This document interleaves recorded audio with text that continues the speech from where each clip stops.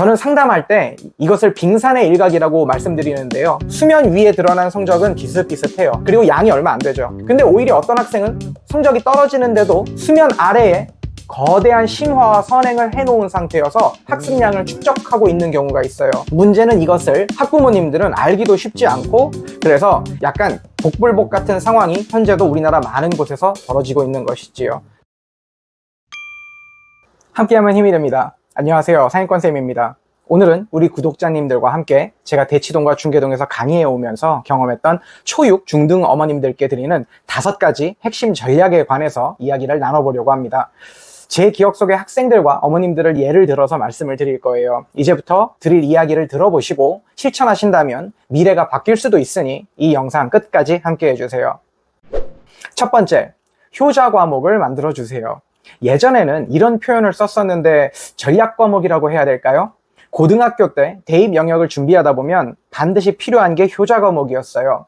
효자 과목이라는 게 뭐냐면 한 과목만큼은 정말 뛰어나게 좋아하고 잘해서 심지어 개인적인 사정으로 그 과목에 대해서 일정 시간 공부를 못한다고 해도 성적이 나올 수 있는 그런 과목을 말해요. 아무래도 좋아하는 과목이겠죠.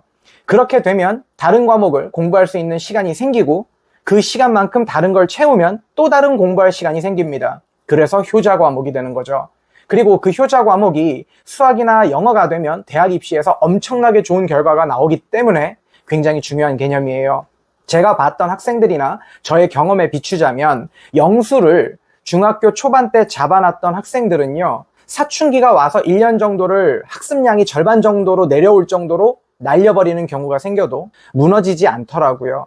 결국은 복구가 되고 경우에 따라서는 선행을 잡아놓은 상태이기 때문에 현행 근처로 속도가 내려와도 학교 성적이나 학습 정서까지 무너지지는 않아요. 그렇기 때문에 자존감이 훼손되지 않고 결국에는 다시 본궤도로 돌아오는 사례가 많았어요. 저 같은 경우는 중학교 때 너무 몰아붙여 놓은 상태였어요. 저는 엄마손 백화점 사거리 쪽에 있는 특목고 몰입형 학원을 다녔었는데 월, 화, 수, 목, 금 5일 동안 매일 시험을 봤고요. 한 개 틀리면 2대씩 엉덩이를 맞던 학원이었어요. 그럼에도 나름 즐거웠던 기억이 있습니다. 그 이야기에 대해서는 나중에 또 다뤄드릴게요. 고1 때 대원외고를 진학하고 나서 저는 번아웃이 왔었어요. 하지만 효자 과목이 있었기 때문에 무너지지 않고 대학 진학을 순조롭게 했던 걸로 기억합니다. 두 번째입니다. 전략적인 선행과 심화를 잘 계획해서 충분히 해주세요. 먼저 선행을 왜 하는지부터 우리가 알아야 해요.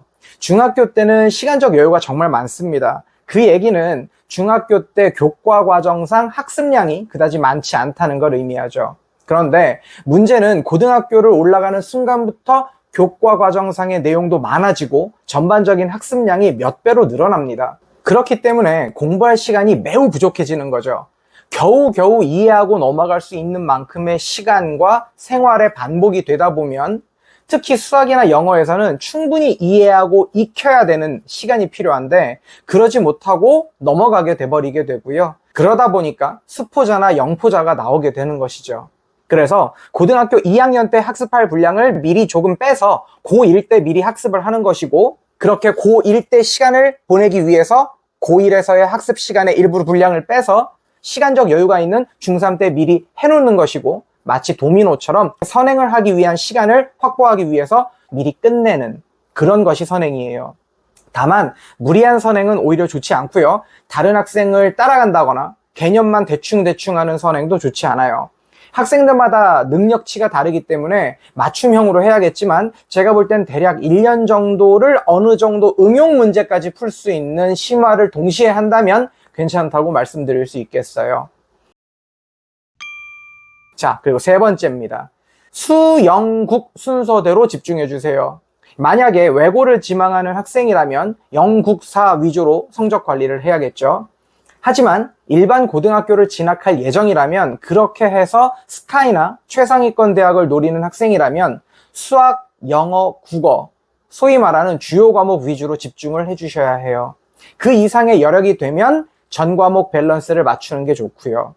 중학교 때 전교 1, 2, 3등을 하게 되면 보기도 좋고 자랑스럽죠. 하지만 전 과목 평균으로 점수를 매기기 때문에 수학, 영어, 국어에 대해서 집중하지 않은 채로 전 과목 평균이 높다면 이 전교권 학생과 수영국 위주로 집중해서 다른 과목에서는 성적을 적게 받은 아이들이 고등학교에 올라가면 성적 차이가 현격하게 벌어집니다. 당연히 수영국 위주로 시간을 많이 들이고 노력한 학생들이 상위권이 되는 거예요. 혹시라도 이 말씀에 오해하시면 안 돼요. 주요 과목이 아닌 과목이 중요하지 않다는 말이 절대로 아닙니다. 모두 중요하고 소중한 과목들인데 고등학교에 올라가면 대학 입시에서는 내신 이수 단위가 주요 과목 위주로 배점이 많기 때문에 저는 그냥 사실을 말씀드리는 것 뿐이에요. 어차피 우리 목적은 좋은 대학을 가고 사회에서 더 나은 환경을 가지길 원하는 거니까요. 그런 취지에서 초6 그리고 중학교 때 선택과 집중을 어떻게 하느냐 안 하느냐에 따라서 고등학교 성적이 현저히 갈릴 수 있다는 이야기를 미리 드리는 겁니다. 제 이야기를 조금 드리자면요. 저는 방위중학교 올라왔습니다. 중3 때 학년 전체가 1200명 정도 됐었고요. 굉장히 많죠? 그 중에서 저는 전교 20등에서 30등 사이를 왔다 갔다 했었어요.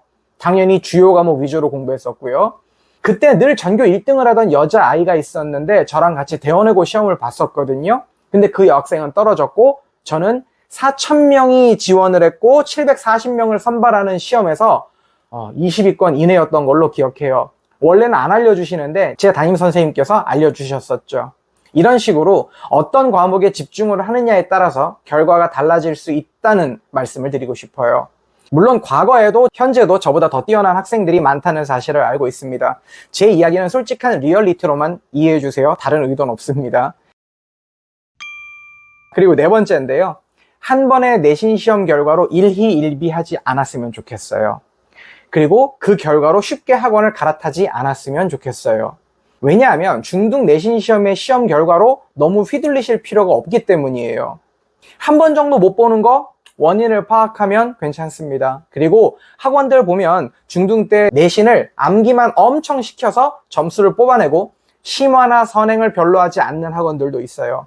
제 아이라면 선행과 심화에 더 집중하고 본인의 실력으로 내신 성적을 따게끔 유도하는 학원이 성적이 덜 나오더라도 저는 그런 학원으로 보낼 것 같습니다. 저는 상담할 때 이것을 빙산의 일각이라고 말씀드리는데요. 수면 위에 드러난 성적은 비슷비슷해요. 그리고 양이 얼마 안 되죠. 근데 오히려 어떤 학생은 성적이 떨어지는데도 수면 아래에 거대한 심화와 선행을 해놓은 상태여서 학습량을 축적하고 있는 경우가 있어요. 문제는 이것을 학부모님들은 알기도 쉽지 않고 그런 학원을 선택하기도 쉽지 않다는 것이에요. 그래서 약간 복불복 같은 상황이 현재도 우리나라 많은 곳에서 벌어지고 있는 것이지요. 그러니 선행과 심화를 잘 해주고 있는 학원이라고 판단이 되시면 내신 성적이 한 번 덜 나오더라도 한 번의 결과로 쉽게 학원을 갈아타지 마세요. 오히려 아이에게 마이너스가 될 수 있습니다. 그리고 작은 꿀팁을 하나 더 덧붙이자면 아이들마다 성향이 다 달라요. 형제 자매 간에도 마찬가지입니다. 아이들마다 공부 성향이나 공부 습관, 공부 스타일을 만들어 주셔야 해요. 세상엔 정말 많은 공부법이 존재하거든요.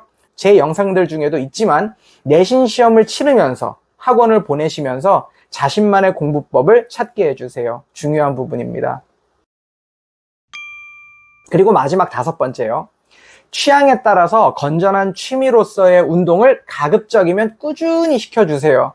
남학생들 같은 경우에는 스트레스 관리나 사춘기와도 직접적인 관련이 있기 때문에 반드시 꾸준한 운동을 시켜주셔야 해요. 제가 경험했던 친구들 중에는 권투나 킥복싱을 했었던 친구들도 있고요. 크로스핏이나 헬스에 심취했던 학생들도 있었어요. 물론 가장 일반적인 것은 학교에서 축구나 농구를 많이 하는 것이죠. 그런데 그 학생들 중에는 손가락이 부러지거나 다리가 부러져서 중간고사나 기말고사를 못 치르고 지난 시험 성적의 70%로 성적 대체를 했던 아이들도 있었어요. 주의해야 될 부분입니다.